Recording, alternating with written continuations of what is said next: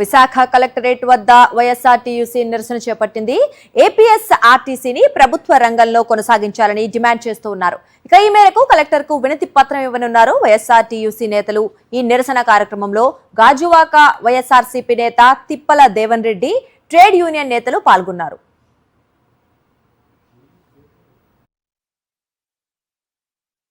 రవాణా వ్యవస్థను ప్రైవేటు పరం చేయాలన్న ఆలోచన దుర్మార్గమైన ఆలోచన. ఈ రోజున పినాకిల్ అనే సంస్థకి 750 బస్సులు ఏదైతే వచ్చిందో మోడీ గారి ఆదేశాలు మంచిది, పర్యావరణం పరిరక్షించిన బాధ్యత ప్రతి ఒక్కరికి ఉంది.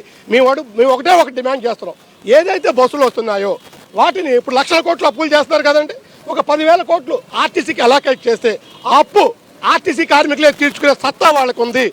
అది చేయకుండా ప్రైవేట్ సంస్థను తీసుకొచ్చి ఈరోజు విజయవాడలో ఉన్న విద్యాధర్మ డిపో కానీ గుంటూరు వన్ డిపో కానీ వాళ్ళకి హ్యాండ్ ఓవర్ చేశారు. అంటే 100 కోట్ల ఆస్తులు ప్రైవేట్ సంస్థలకి కట్టబెట్టడానికి, వాళ్ళ బాగుపడడానికి 70 లక్షలు ఖర్చు పెట్టిన ఏ యాజమాన్యం ఏ ఓనర్ అయినా వాళ్ళ ప్రాఫిట్ చూసుకుంటాడా, ప్రజా రవాణా వ్యవస్థ చూసుకుంటాడా? హంబుల్ రిక్వెస్ట్, ఎట్టి పరిస్థితుల్లో ప్రజా రవాణా వ్యవస్థ, ప్రజలకు ఉపయోగపడే వ్యవస్థని ప్రభుత్వ రంగంలోనే కొనసాగించాలని మేము రిక్వెస్ట్ చేస్తున్నాం. అలా డిమాండ్ కూడా చేస్తున్నాం.